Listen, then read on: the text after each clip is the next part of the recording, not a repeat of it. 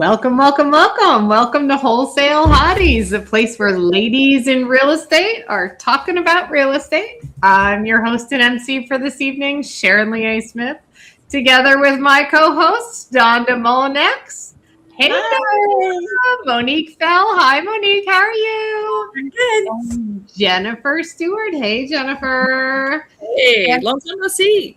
I know. Girls, it's been forever. We were doing holidays and we did other things going on. It's nice to see you guys. It's nice to be back in a routine again. Yes. Anyway, welcome to the show today. Our guest, Rob, forgive me. How do you say your last name? Anspach. Anspach. Okay, not a ch at the end. It's a K. Welcome to the show, Rob. Rob, can you tell us who are you and what do you do? Who am I? Wow. Okay, that's a loaded question. It's a deep subject, Rob. Here you go. I'm a sarcastic guy from Pennsylvania. Nice. Sarcastic marketing company. Language, Rob. No, I'm honored to be here. I've never been on a podcast called Wholesale Hotties, but listen, you're a hottie now. Yeah, it's official. I want to thank Jennifer for inviting me. Yeah, absolutely. If we go back in time 30 years, I started a carpet cleaning business, and that's where I learned my marketing chops. Mm-hmm. I spent 19 years owning that business before I sold it, but over that time, I started Anspach Media in 2001 so I could teach other carpet cleaners what I've learned. Nice. Problem is that as I started teaching these carpet cleaners, and I love the industry. I still write for the industry, but I started graduating towards other industries, law firms, doctors. And they started paying me a lot more money than carpet cleaners. So, I had wrote a book all about social media in 2013, and wow. I never thought at that point that one book would turn into 60 plus over 13 years. Wow! But and it was the simplest social media book you ever read. It just gave people 27 ways to boost their online, abilities on using Facebook at the time. And I had shopped that around to other publishers. Yeah. And a lot of them shot me down because they wanted these thick books. They wanted these technical books. And I like to keep things simple. So I thought, you know what, if they don't want it, I'm going to create my own publishing company and put it out myself.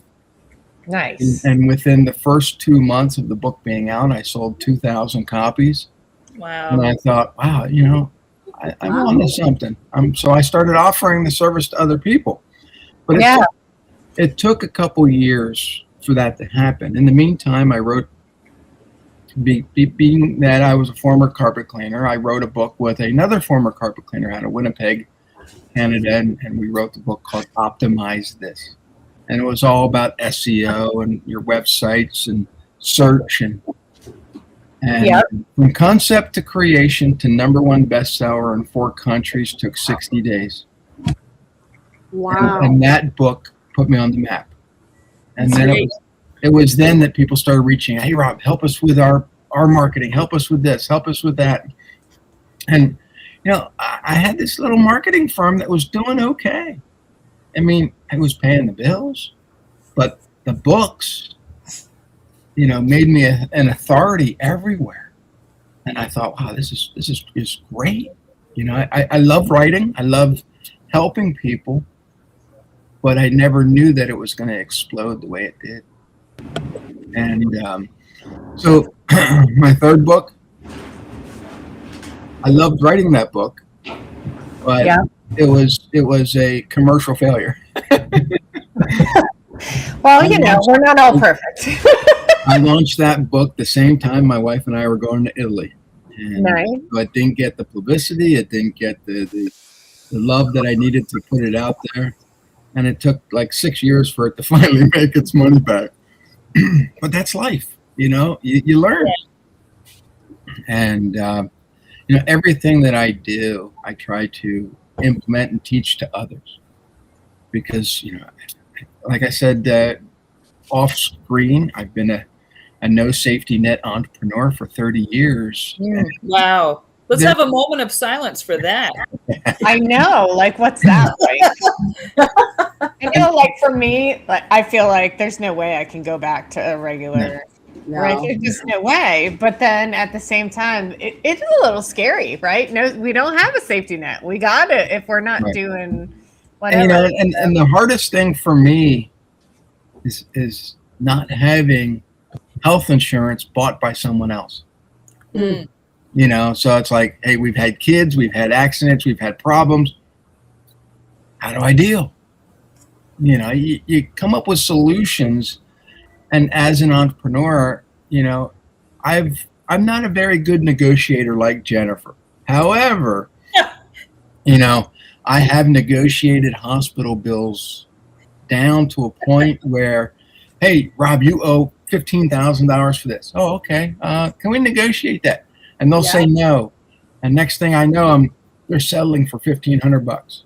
Yeah, exactly. Yeah. Yeah. So there are things you learn as you go through being an entrepreneur that I think a lot of people who work for others never have to deal with. Mm-hmm. Absolutely. And they don't even think about it. They don't think outside the box because they're in a box all day, every day. And, a lot of the books that I've written or helped others produce, have those stories in it. They share my experiences where they help others tell their stories because, sometimes telling the story one-on-one or even on a podcast is great, but giving people a book with all your stories in it or just some of your best stories, people are like, wow, you gave me a book. Now you're the authority. Yeah. And they want to hire you regardless of who else is in the lineup. Yeah. Right. Yeah. And not just any story, right? Stories that teach a lesson that help them grow in their journey, in their path, in their business or whatever. Yeah. So, absolutely. I've written books about social media, SEO, life lessons. A couple of the books that I wrote last year, Marketing the Magic, was all about Disney World, how entrepreneurs can learn from Disney. Great book. Wrote a couple consumer advocacy books that Jennifer actually wrote one of the forwards in, and it was the Can Go to Hell series. And I know it sounds provocative, but there was, excuse me, there was Debt Collectors Can Go to Hell, the IRS can go to hell, HOA boards can go to hell, and slumlords can go to hell. Nice. And they teach the readers how to fight back against, and like if the IRS sends you a letter saying you owe money, this is how you can defend yourself. And so in the back of the book, there's template letters that they can use, to fight their cause. Yeah. And as I progress, as I become, more mature as an entrepreneur, I say that because I'm still the sarcastic guy I was 30 years ago. I just do it in a different way now. But the stories, the books become, more entertaining, or they become more consumer centered.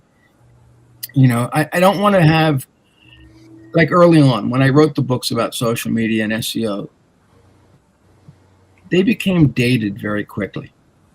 So I like to write books that are more evergreen, that'll stand the test of time. So in 5 years, you go to read it and, oh, okay, well, what's Foursquare? And I start reading about social media. Some of these things don't exist anymore.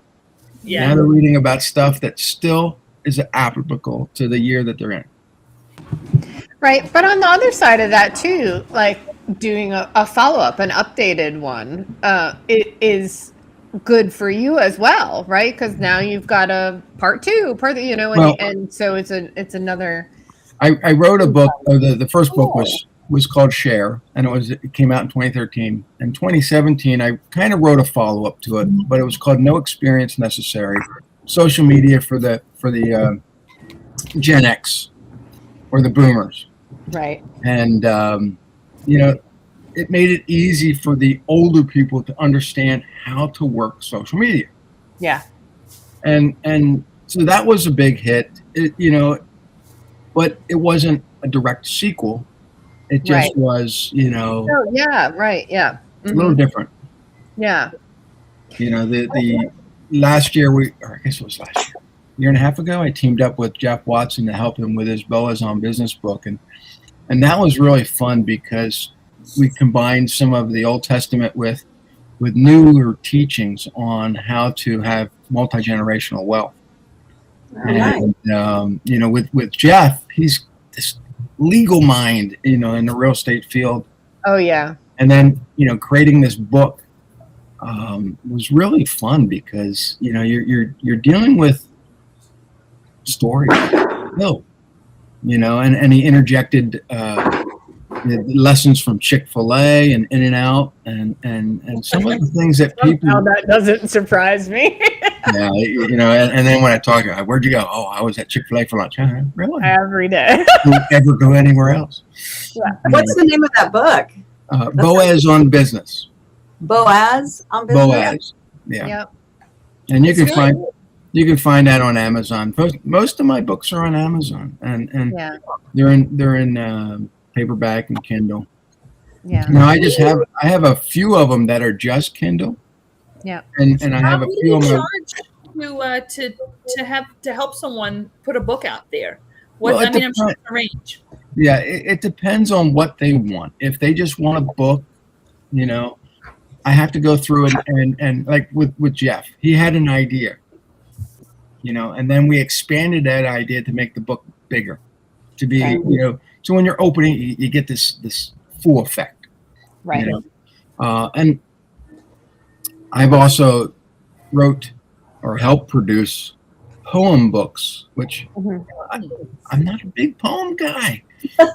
and one of them was a struggle to put together because myself and the other person didn't see eye to eye. So you get that. It's a struggle sometimes.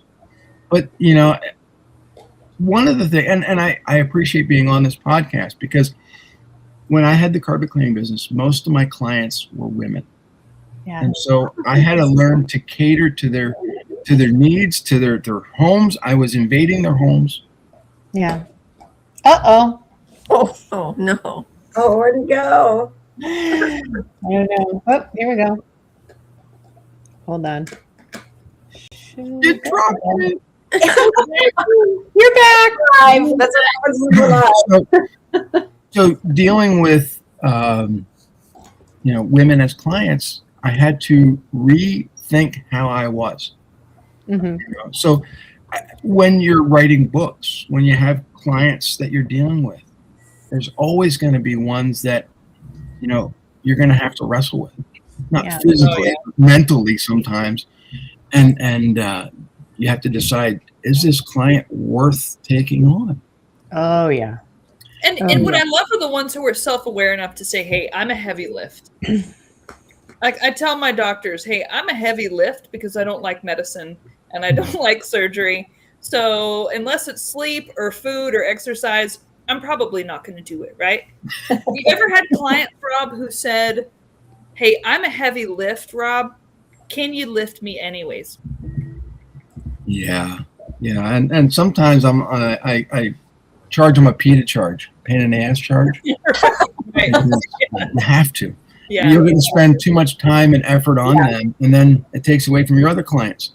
It does. Oh yeah. Yeah. In 2018, I started getting a lot of spam calls, and I thought, what the hell's going on? Why am I getting all these calls? And being like everyone else, I would get frustrated, slam the phone down, and I thought, this is doing nothing but making my blood pressure boil. And so I turned the tides on the scammers and started wasting their time, which created a new book called Rob versus the Scammers. So I took all these sarcastic conversations that I was and I put them in a book. I love it. And people loved the book because it gave them laughter. They felt like they were a fly on the wall listening to me, waste scammers' times. Well, that book turned into an 8-book series dealing with scammers and morons and customer service and Nice. And I think it was the 3rd or 4th book called Rob versus the Entitled, which came out during COVID. And it was on Amazon for about 6 months until someone got triggered and Amazon took it off. Oh, jeez. Oh, my gosh. I had to call Amazon up and I said, what's the deal? Oh, well, someone got triggered by your book. That's all it takes. Then how is One Flew Over the Cuckoo's Nest still around? I mean, come on. Like, what about all the classics? Give me a break here. So they finally put it back up and people were like, I had people call me, they're texting me. One person was on the plane reading my book and he says, Rob, I almost peed myself. I was laughing so hard. And I thought, this is great. I have a lot of books that are serious and a lot of books that are educational and a lot of books that I wanted a series that was entertaining. Yeah. And so all they're doing was reading the transcripts from these conversations that I'm having with people. And some I'm just wasting scammers' times. And it's funny because now I haven't answered my phone probably in about a year. Oh, wow. I came back from France last year. We took my mother-in-law who turned 80 to France for 2 weeks. Nice. And I didn't have my phone on because I didn't want to get the long distance calls. I came back. I stopped answering my phone. But what's nice now is Apple's got the thing that screens all the calls. It does, yeah. Well, the other day it said I had 71 missed calls. They're all spam. Wow. And so they're all calling now because they use my playbook against me. Oh, we're going to just call this guy and waste his time. Good luck. I'm not going to answer now. But, I think everything that we need to do as entrepreneurs is either educate, entertain, or have some emotional feeling behind it that people want to keep coming back. So it's, I don't think any of us, yes, we all do different things, but we're all really in the people business. Yeah. Well said. And so in my coaching company, my whole thing, my philosophy is friends first, clients second. So if you come to me and, hey, Rob, I know I'm not going to do business with you right now, but can we just have a beer? Can we just, sit down and talk? Can we? And I don't care if they call me at 1:00 in the morning. They're my friend. And so when I treat them as a friend first, a lot of these clients who decide, hey, Rob, you're too expensive. I'm going to go somewhere else. Okay, fine. 6 months later, they're coming back to me. And I can't say, I told you so. I gotta say, gotta bring them back, let them come in as a friend because that's the only way to do business. Absolutely. Absolutely. So, yeah, it's been fun. I mean, it's 30 years of storytelling, 30 years of dealing with people. You either say, I'm a people person, or you say, I'm all peopled out for today. Yeah. And I like to go to Disney World every year to decompress because that's my happy place. That's where I learn, sometimes it's too many people, but I find places to hide. I find places to go, ride rides, but that's where I learn probably more marketing than anybody will ever realize. Yeah. And I think everybody, needs that happy place where they escape to. Yeah. Well said. Rob, one thing that really impresses me about you is the way that you have helped me with my clients over the years. And the way that any grievance I've ever had, no matter the business, because Monique, you have a business separate from real estate. Donda, you have all types of interesting structures within your real estate. You have a wide array of people who come through your properties. And then Sharon, you and I on the wholesaling front, I mean, it's so frustrating all the time. Everybody wants cash offer convenience with retail price. And it's just so hard to find a truly motivated seller. I don't care what anyone tells you. It's hard. Yep. And so all of us have these challenges and frustrations in our business. And one thing that you taught me, Rob, was not to sweat the cheap clients. So I thought, you know what? Things have been a little slow. Let me go find the cheapest possible clients. And I'm just so tired of competing with these people who charge half of what I charge.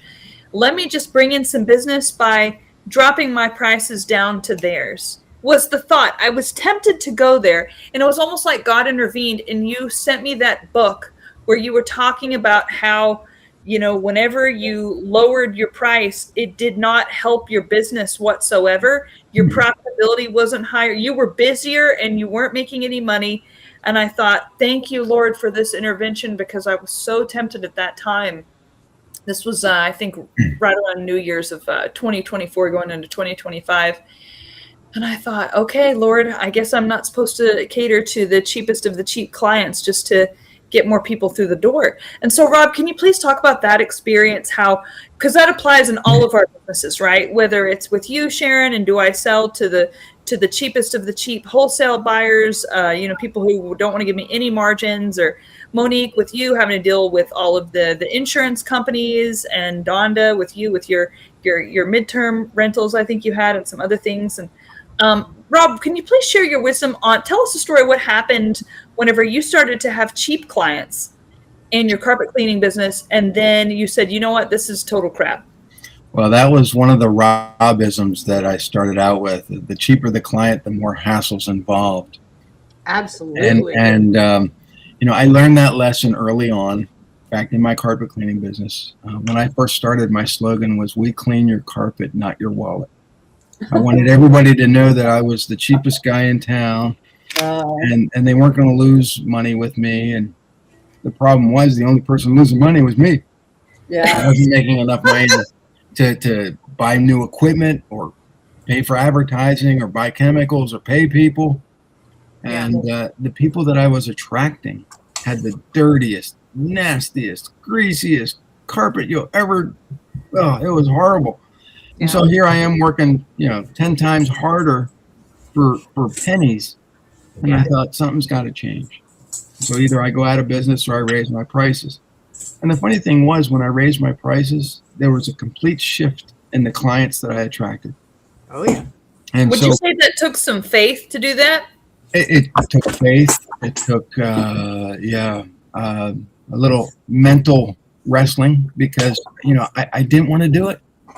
And there's still a lot of, and that's in 2014, when I sold my cleaning business to this other gentleman, my prices were really high, probably 40% higher than my closest competitors. I had cultivated a culture of higher pricing in my service, because I knew cheap prices wasn't going to cut it. So I made it more expensive, but I gave value so much to my clients. Well, when I sold the business to the guy who bought it, he wanted to keep his prices so low because he thought, well, people don't know me. They don't, I'm buying your business. I want to be able to, please them. Well, when your prices are 60% cheaper than mine, they're not going to have respect with you. And so he slowly went out of business. And years later, I'd have people call me, "Hey, Rob, can you come clean my carpet?" I don't do that anymore. Yeah. Oh, wasn't that nice to say? I'm sorry, but wasn't it great to say? I don't do that anymore. Now, after doing it for almost 2 decades, my body couldn't do it anymore. It was getting physically demanding. and I liked doing it. It wasn't the fact that I was cleaning somebody's carpet. I think it was the fact that I was marketing in such a way that these people in gated communities were calling me before anybody else. Yeah. And that was the highlight. And I deal with entrepreneurs now every day. I deal with lawyers, I deal with doctors, I deal with, and some of them can't raise their prices.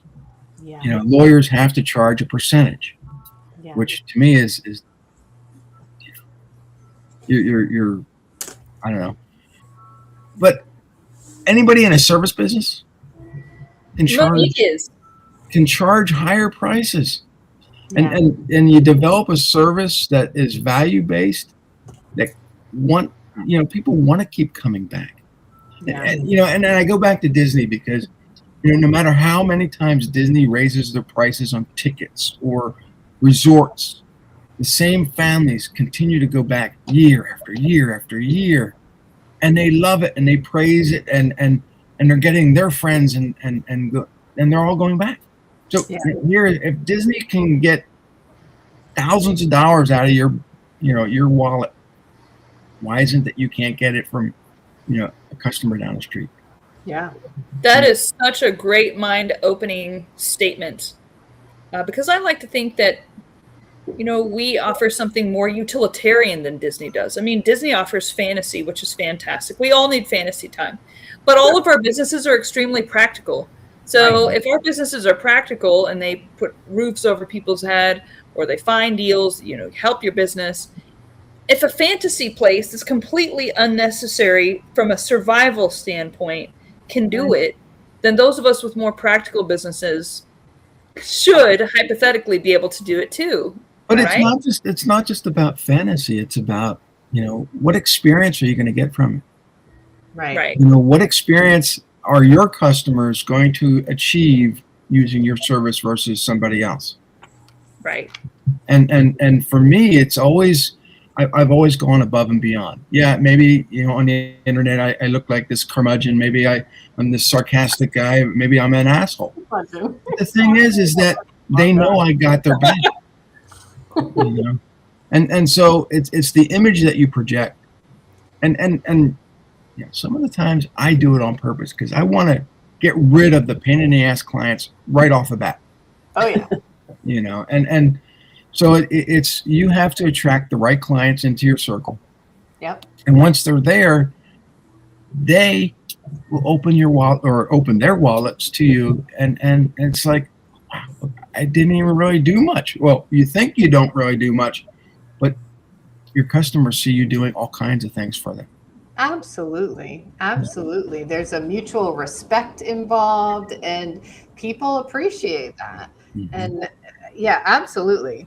I agree. Well, you can go over and above service-wise too, depending on, so you can take care of them. Back in the day, it used to be service first. It's not always been like that. In the years, it's kind of been watered down, but I think people appreciate that and want that, and it has been coming back a little bit compared to what it used to be. But being able to get that service, for instance, we do water damage, and we've got the bottom feeder insurance companies that don't want to pay anything, and then we got the high-end Chubb and Pure who will do everything for their clients. And those are such nice people to work with, because now we get to take care of the client the way that they are willing to take care of them versus an insurance company that wants, no, don't do this and don't do that. It's like, that's not taking care of the client. Right. That's not making sure your client's house is pristine and put back the way it was before the water damage. Well, and also, with every service, I think there's communication involved. You have to stay in constant communication with your client. When I had the cleaning business. That's a good lesson. When I had the cleaning business, I would send them a what I called kind of a pre-sales letter. It told them what to expect, how to move their furniture. I added some coupon. Hey, while we're here, here's some extra coupons if you want, upholstery cleaning or area rug cleaning or all this other, and it would take our average sale up higher. You upsell. My technician was already there. Yeah. And so they appreciated that because they felt like they were saving some money. Yeah. And then I followed it up. Send them a postcard, send them a newsletter, send them a reminder. And so the average client used to maybe get their stuff cleaned every 3 years, was now getting it cleaned every 6 months.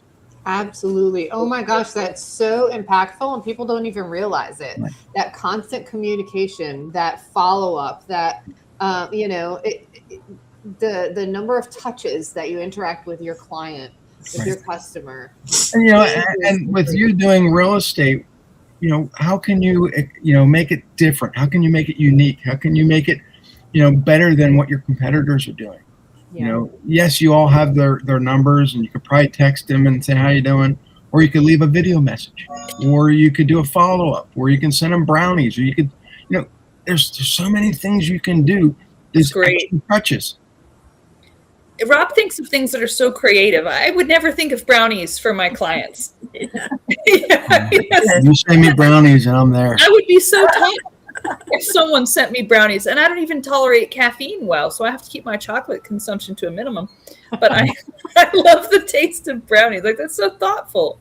It's and it's those little touches because they're not expecting it. Or you send them a book. Yeah, you send them something, but it's those things that make you stand out and make them remember you the next time they need something in that genre, in that category. One of the things that we did also in the cleaning business, I would give them a bottle of spotter with lifetime refills. Yep. And so they would come back to me, or they would call, hey, I the next time you're cleaning, bring another bottle. Okay. And so they're in control of their little spots, because I constantly didn't like cleaning just the spot. Right. Have me come out there and it's like, is this all you got? No, just call me next time. So it was, you give them a little bit of control that they can deal with on themselves, but they're still going to call you. Yeah. So it's, but nowadays I think we've gotten away from the phone. We've gotten away from calling. We've gotten away from sending postcards. I don't know. And talk to me about that a little bit. Like, what are your thoughts on the AI wave right now? There's so much where, there's AI conversational robots that are cold calling and carrying on a whole conversation. And like, it really does, you're right, take that personal touch out of the interaction with the people. Mm-hmm. So what's your thoughts on that? I think real voices matter. I do too. And as I was telling Jennifer, she was on my podcast earlier, and that real voice, you can tell. Oh yeah. You can tell about a tone, an inflection, a pause. AI doesn't do that. That's right. When you're talking to, whether it be a senior, whether it be someone that wants to buy a property, whether it be whoever it is, you can tell. Phones make it, these are the greatest lie detector tests ever. Because if I'm talking to somebody, I know if it's an AI. Yeah. Yes, they're getting better. Yes, they're starting to make it sound more human. However, ask it some stupid question and it'll go back on a script. And you can tell right away. I'm not saying ask, your client a stupid question, but you can always trip them up. You can tell. But yeah, I think AI is great for helping entrepreneurs save time, save energy, and maybe clarify some of their thoughts. Yeah. But an AI should not replicate humanity when it comes to sales. Yeah. Amen. Yeah, I definitely like the personal touch. Even going to the grocery stores, I don't like getting in the line, or you go to the place to get a restaurant and they like, oh, go put in the little machine over there your order. I'm like, no, I want somebody to wait on me. I'm sorry. Now, I did write a book called AI Advantages, and it teaches small businesses how to, outrank and outsmart your competitors. But it's basically helping you write better blogs, write better information, get your podcasts out there, do all these things so that you're out there and your information will outrank that you then can interact with the people. Yes. Right. That's what I love. Yeah. But it's don't put all your eggs in the AI basket, because it's not going to work. No. Yeah. It's but I do think that going forward, that humanity is going to demand, more interaction from real people. Yeah. Mm-hmm. The 2 lots that I've gotten under contract this week were because the sellers told me because they liked me. They're like, you know what? One was like, you know what? I don't need to sell, but I really like you. And we're tired of driving down to that lot anyway. So yeah, go ahead, send an agreement over. We agreed on price. And then last week, a guy was, he had bladder cancer and his wife had lung cancer.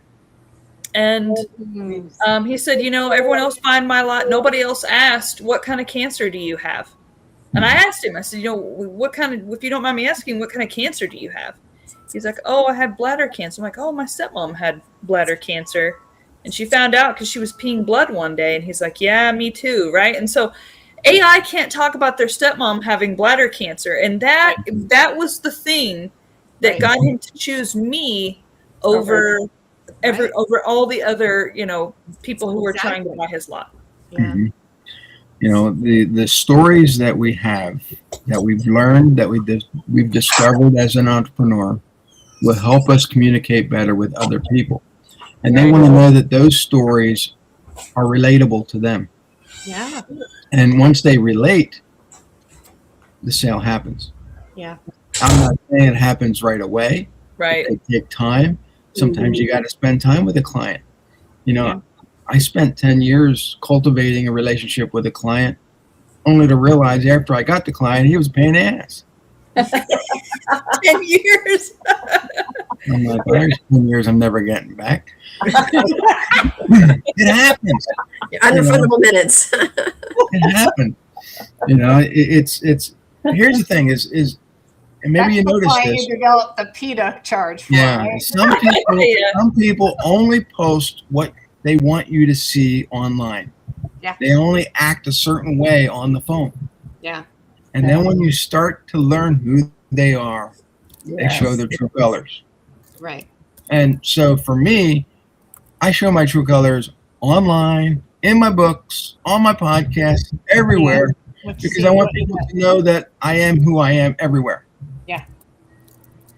Yep. It's I don't want people to go through 10 years. Yeah, I think that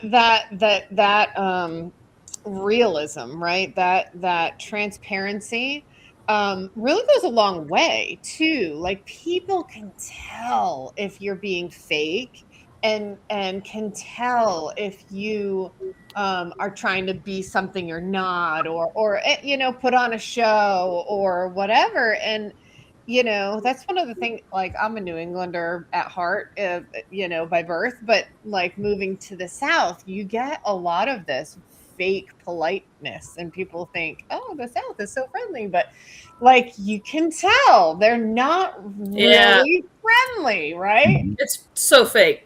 Versus in New England, they're just rude, right? We're just blunt. We're just are who we are. Like we don't like you, we're gonna tell you. But I mean that goes a long way, right? In the other way, right? If you are true to who you are everywhere across the board, then the people that are meant to be in your life will be attracted to who you are. And they will your clients will naturally come to you because they connect with That's right. One of the things that I learned early on was always share my background, my origin story. Being a carpet cleaner, people are like, well, what the hell does a carpet cleaner have to do with marketing? How are you going to help me? Yeah. And when I explained to them, hey, these are the lessons that I learned being a marketer. These are the people that I met that I had to learn from to become a marketer. And it was a general progression.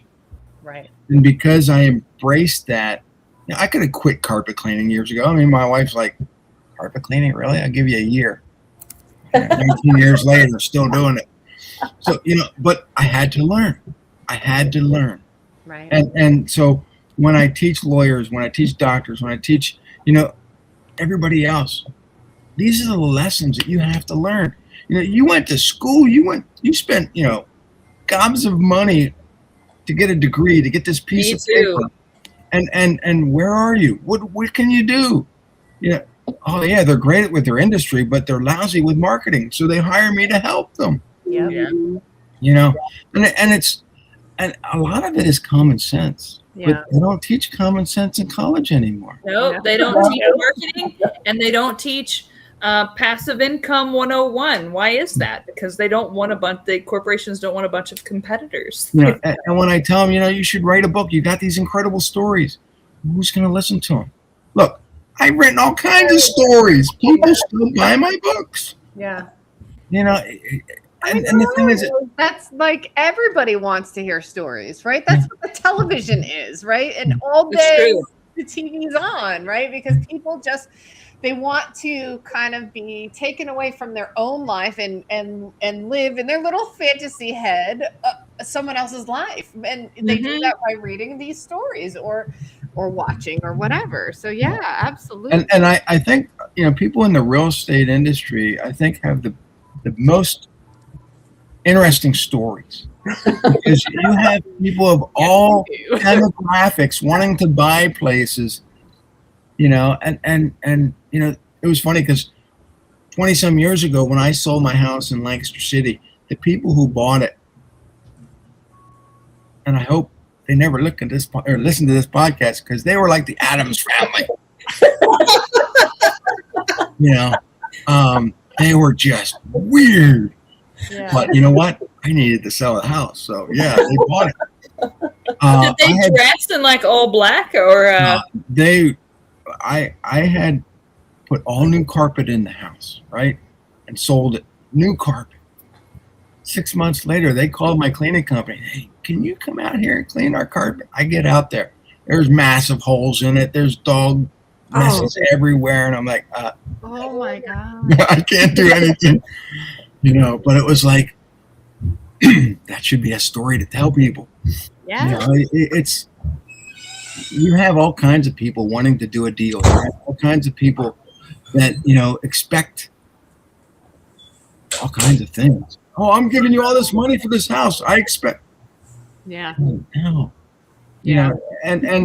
But the thing is, then you have people that say, hey, look, here's $500,000. I know it's a shack. Just give it to me. Yeah. And they're the easiest people to sell to. Yeah. Sometimes I just, we go back to this: cheaper the client, the more hassles involved. Yeah. And if they start demanding stuff right on the phone, I shoo them away. Because I know they're going to be a pain in the ass. Yeah. What are some of the things that they would try to demand from you, Rob, in that context over the phone? Well, we all heard of scope creep, right? So, you start off small, and then they start demanding little and little and little. A lot of these people would just come right out of the gate and say, hey, look, I want a stallion. You're going to be cleaning I want this and I want that. And I'm like, oh, can you clean my Bentley too? And I'm like, I'm only charging like $50. So it was, you learn quick thinking, okay, $50 isn't going to do anything. And me driving an hour to get here isn't worth it.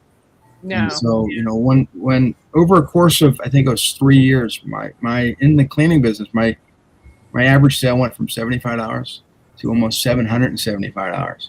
Yeah. Yeah. And it wasn't that I was just nickel and diming people. No, I was packaging it to a point where, the people found value and they wanted more. Yeah. Plus I wasn't going after all the things that should have been, bulldozed over. Yeah.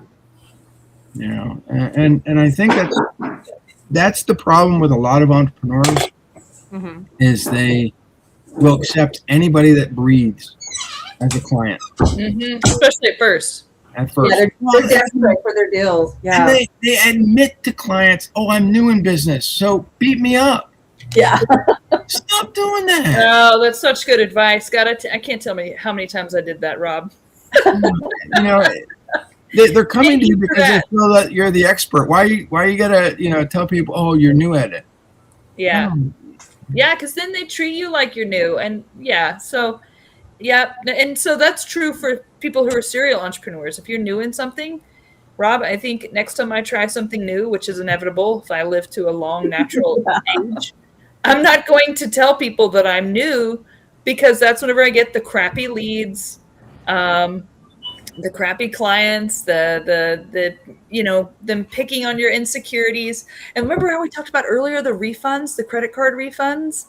Now, what I explained to Jennifer is one of the things that I institutionalized over the last year was stop using credit cards or stop accepting credit cards for new clients.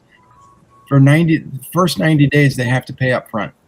And it's a big up front, but so they usually ACH it, they bank wire it to me. They got to have skin in the game, because we build their foundation, their whole marketing foundation within that first 30 days, or 90 days. But in that 30 days, they want instant satisfaction. Oh, Rob, people aren't calling. We're not making the money. We're going to cancel. And then they back charge their credit card. Right. No way. I got your money. Forget it. No, you already bank wired it to me and it doesn't get reversed. So we're going to continue the 90 days and then we'll go to the credit card route if that works for you. And most of my clients all switched to bank wire. Yeah. It was like, good job. Yeah. And the thing is that you got to raise your prices. If you're out there coaching people and doing something, then make it worth your while to coach them. Yeah. Yes, you have to. Or you're going to end up resenting them. Ask us how we know. I think Sharon was coaching folks for free, which is amazing. I was like amazed at that. Yeah, and that's what happened is I got burnt out completely, right? So there's a way to do free and make money. So it was free with the caveat that they did the acquisition stuff. I taught them on that side of things, and then I got to dispo those deals. Yeah. But what would happen is, they would come and they would learn all they can and then vanish. And and I find out they're getting deals and selling them on their own, or they would give up. And so now I've poured all this time and energy into somebody that just got frustrated and gave up, or those type of things. And it got you got burned out. And so I totally pivoted into if you want me to dispo, I'll dispo for you, but you're paying for my coaching. That's it. Right. Because my time is worth something. Yes. And, if you're bringing deals to me, then when we can make money together, cool. But if that's not what's going to happen, and so you're right, Rob. Right? There's that upfront. If you can pay for me till we get to here, cool. And then beyond that, if you want, some advice or whatever along the way, now we're doing deals together, we're making money together, fine. Right, because there has to be that connection up front. Exactly. They have to understand how you do business. You have to understand why they're not a pain in the ass to begin with. They have to give you that reason. Yeah. So it's getting them to pay you. Yeah. Allows them to, be accountable for the whole process. Yeah. If they put X amount of dollars in, they're not going to walk away when they're frustrated. They're going to ask, hey, why, how do I pivot? How do I change? What else should I do differently? Yeah. That's exactly right. Because they've invested now. And so they won't give up as easily. Yeah. You're absolutely right. And Jennifer, the reason why you don't say you're a newbie is because you're not. Right. Not now. You are switching industries or whatever, but you have skills. Right. And so you're using the same skills just in a different industry. So you're not new. No matter there you what go. we do, we're not new. We've been doing this forever. Right. Well said. Yeah. And I also want to say that Rob is a stand-up gentleman in that, I know this is silly, but one time this guy who ended up going to rehab hardcore came in my comments and was saying the most god-awful, heinous, horrible things, which doesn't really happen very often, surprisingly. And this guy, I found out later, like I said, from a mutual friend, he's in rehab now, and he came out and he looks terrible. He gained 100 pounds from drinking all the alcohol. He used to be this hot, rich guy, and then he fell. So for some reason, I triggered him. Maybe being, I don't know. But what was he saying, Rob? Something like, I seem poor, and you seem poor, and everybody seems poor. It was so weird. It was like, good, I'm glad I seem poor. He was trying to cut you down, and it was like, what the heck is it? And I'll go in and I'll defend my friends on social. He did. And so most people just kind of back off like, oh, it's not my problem. Jen's got it. Everyone assumes, like my whole life, Jen's got it. She's tough. She's witty. she's fine. But you know what? To have someone actually step in and defend me, I can count on one hand. It might actually even make me choke up. I can count on one hand where someone has done that. And Rob is that kind of guy who was like telling this guy, like, if you saw her in person, she might even be able to kick your ass, man. Like, you need to. Have you seen her muscles when she flexes? Like, what are you doing, my man? You know what I mean? Bigger muscles than I do. But nobody defends me historically. It's always me defending me. Yeah. And so I don't know if you ladies can relate to that, being just tough women that everyone assumes you've got it, and to have, I'll even just say, a man step in.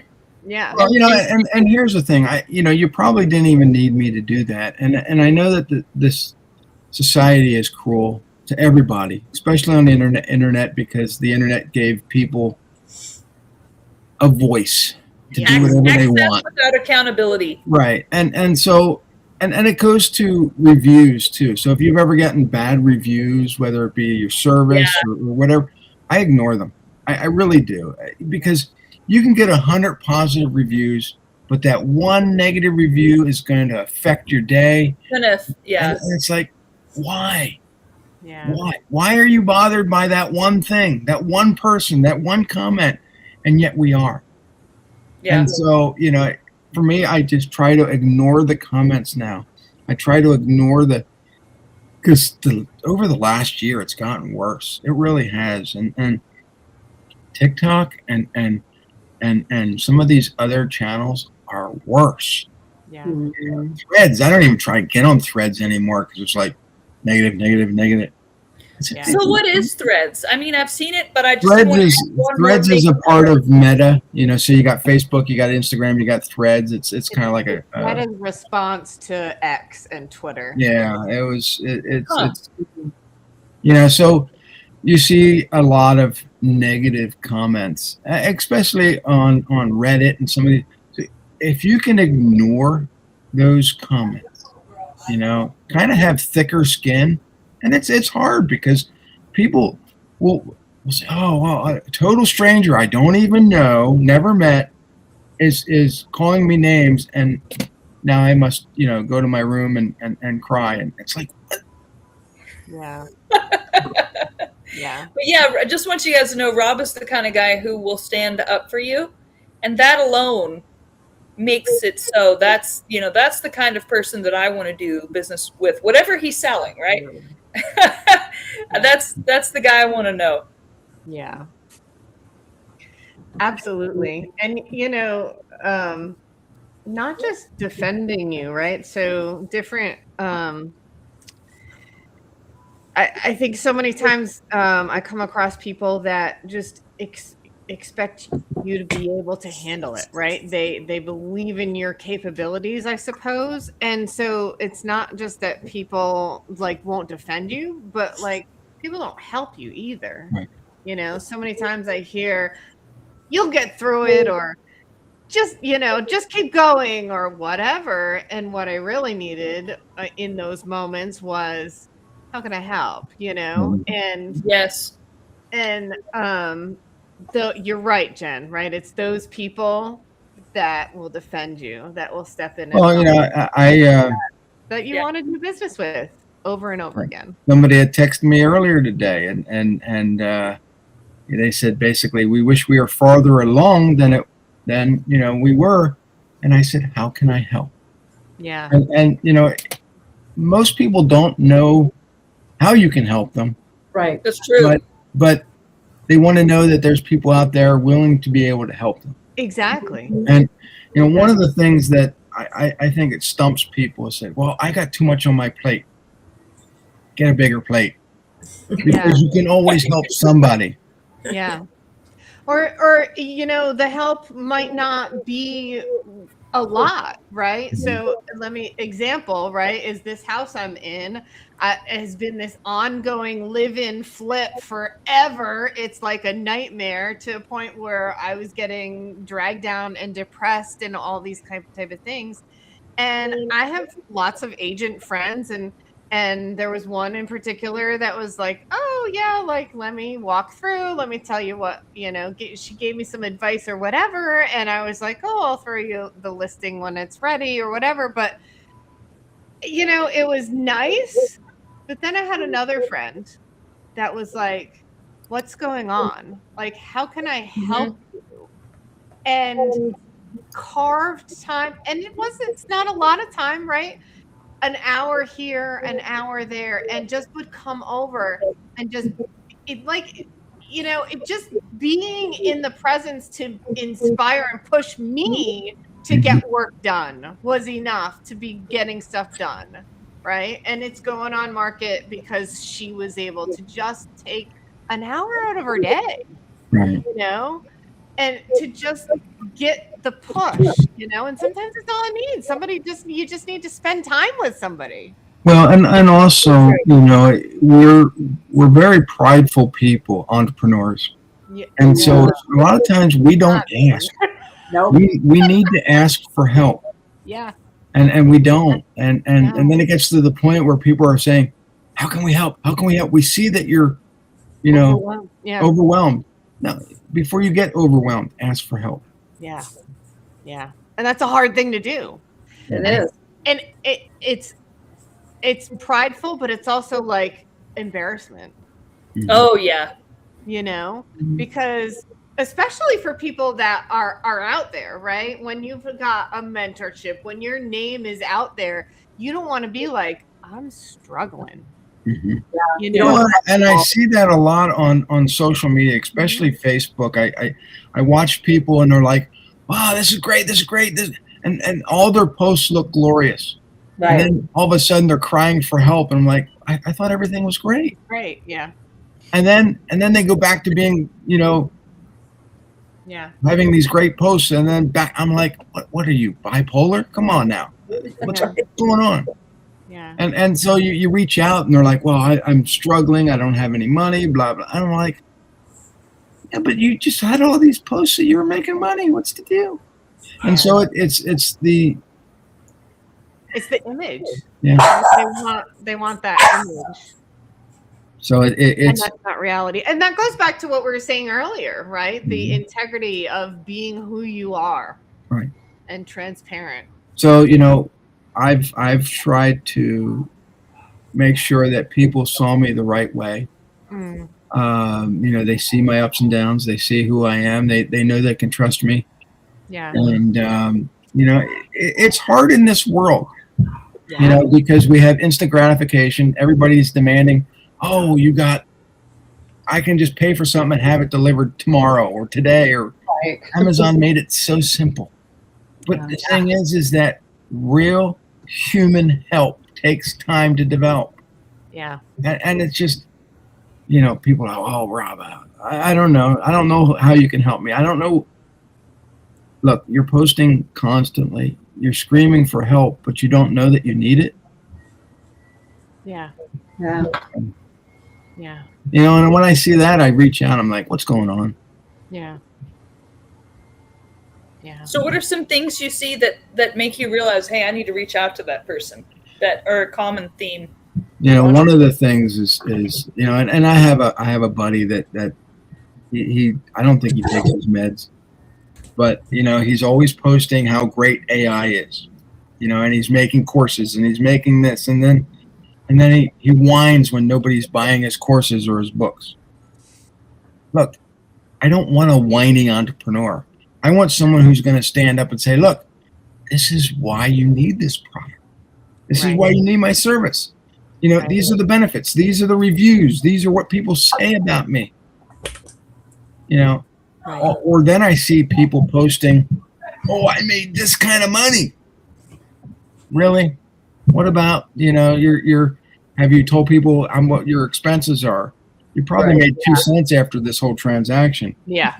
But they're out there bragging about their money. It's like, you know what? Your money doesn't really impress me. I want to see the results. I want to see, what people are saying about you. And they don't. Yeah. They think, oh, wow, okay, I just sold this for $1 million. Yes, but you didn't make $1 million. Yeah. I see that a lot in the wholesale space where people will be bragging about how many deals they got under contract. Under Great. contract. How many actually get to the closing table? Right. Yeah, how many How many actually closed? Yeah. You and know, then 'cause- you see the HUD checks or the HUDs Yeah. and the checks. You don't know how much marketing was. I can tell you, for someone in the trenches every day calling on leads, like I said, most people want cash offer convenience at retail price, and the only way they're going to go deeper than that is if they want to, if they have to, Right. and then plus they have to like you and trust you. Right. you know, and I've seen That's not easy. No. I've seen pictures, people posting their houses, or they're posting the checks that they get from their houses, and I'm like, yeah, but you're not showing people all the stuff you had to pay for to get there. You didn't show labor. You didn't show this. That check's probably worthless. Yeah. Or you probably went negative after that check. I mean, I wish they would stop doing that, but they think that's what people think. They think that's marketing. It's not marketing. Right. It's bragging. Yes, and it's their image and their pride, right? Mhm. They want to look a certain way, successful and whatever, and it, okay. You see right through it. Yeah. And that's why, years ago, I wrote this book called Unscripted, Unfiltered, Unwoo-Woo, and Unguru. And it was just me and another guy, Steve Gamlin, and it was our conversations that we had over 7 years. Oh, wow. And they ended up in the book. And it was just, a fun book to put together. Yeah. And it let people know that, hey, we're not your gurus. We're not into this woo-woo stuff. And, everything that we do is basically unscripted. It's unfiltered. We're going to tell you how it is. We're not going to sugarcoat it. Yeah. And it's just, I think every book that I put out is different. Nice. Every story that is out there in those books, helps people understand what entrepreneurship is all about. Yeah. And I see people every day. I struggle to write a book. I've been working on this book for 10 years. And then they look at me and they're like, screw you, Rob. You wrote 60 books. That's because I have a lot of stuff to share. I can't put it all in one book. And they're not like, like huge volumes, like Gone with the Very Wind. easy to read books. They're pretty slim. They're books that you can finish in a 2 day. hours. Yeah. I like I said at the very beginning, I try to keep things simple. And when you keep books under 200 pages, they're non-intimidating. You feel like you can accomplish it. You feel like you can read it in one day, and then you go about your business. And I think when people make their books too technical, too thick, people lose interest. Yeah. So I keep it simple, and that's my philosophy is. And the thing is, I know that people love funnels. True. But you're always one mental breakdown away when you're using funnels. Yeah. What do you mean by that? So keep your funnels simple too. But no, they Frankenstein them together, make them complicated, and they don't understand how to fix it when it breaks. So Yeah. What's an example of that? Oh my God, there's so many. When you have a simple system that, hey, all I want is your email. Okay, that's a simple funnel. You get them in there, and then you can send them a newsletter later. Keep it simple. Or you got ones that, if they do this, then it goes there, and if you do this, it goes there.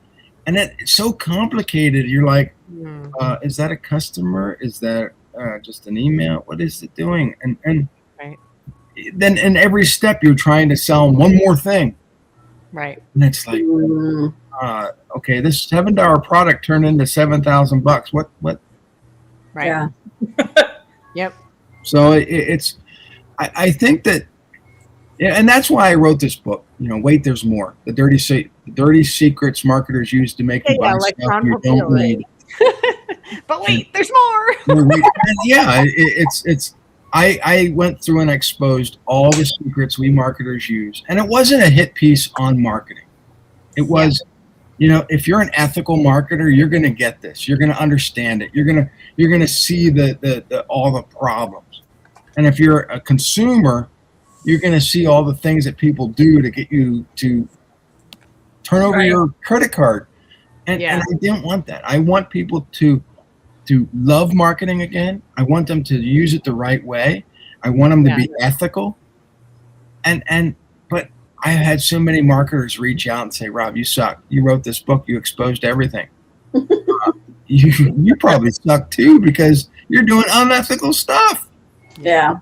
So everything I do, is for a purpose. It's to educate, entertain, or create some emotional response to get people to come back. Yeah. And I think that's what we all need. But we have to create a business that is ethical and above board first. I agree. My mentorship is called the Ethical Wholesaler. So I agree. Well, Rob, we are at the top of the hour. It's been really a great talk. Yeah. I very much enjoyed having you on the show today. Thank you. And Where can we find you at? Well, you can find me at my website is Anspach Media, ANSPACH media.com, or you can, if you want just my books, go to getrobsbooks.com, and that takes you to my Amazon page, and you'll find a lot of the books over there. Nice. And Awesome. Are you on Instagram and Facebook stuff? Also? I am on Facebook, Instagram, LinkedIn. Oh, everybody, please go to LinkedIn. Subscribe to the Robism Weekly newsletter. What is it? Robism Weekly. The Robism Weekly. Really? And I share all the Robisms that I've put in all my books over a course of the next year. I think there's like 11 issues up now, or 12. There's, 800 and some subscribers. Okay. But every Monday, a new issue drops, another Robism. And it's just a fun read, and there's no pitch, it's just something to learn. Nice. Cool. Sounds good. Well, Thank you very much. Thank you. Till Thanks, next Rob. week. See ya. Bye. Bye. Rob, thank